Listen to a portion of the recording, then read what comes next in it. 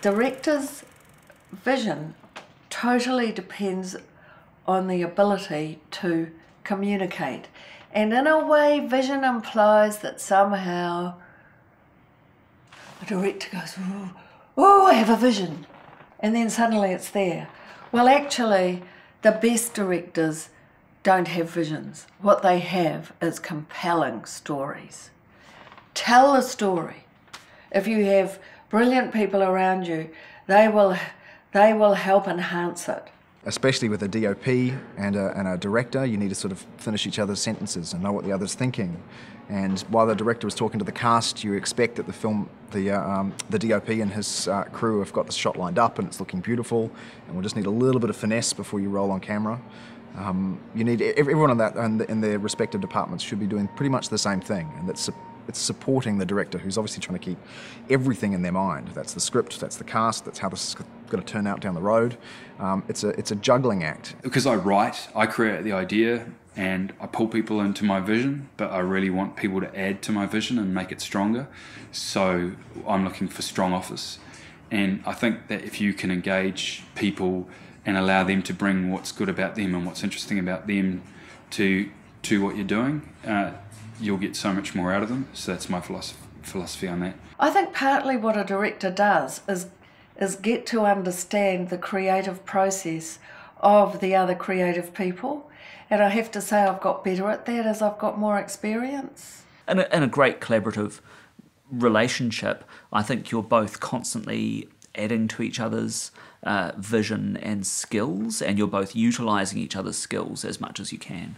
Yeah, when it really works, then it all adds together and makes something great. Communicating The world of the film throughout those processes, from writing, pre-production, production, edit, post-production.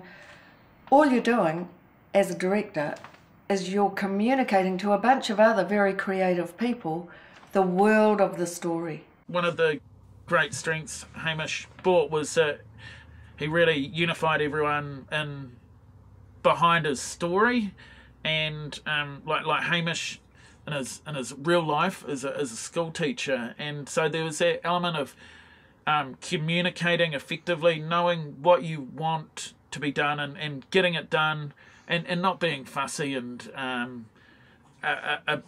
in your own communication, just being straightforward. And I thought that it was actually a really enjoyable experience for everyone. One of the things when I became a director that I felt was missing entirely with a lot of directors I'd worked with was that directors are very important to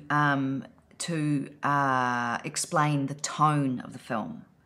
Now, films have a lot of different tones, and we're talking everything from Shakespeare down to farce, through to psychological drama, through to slacker comedy.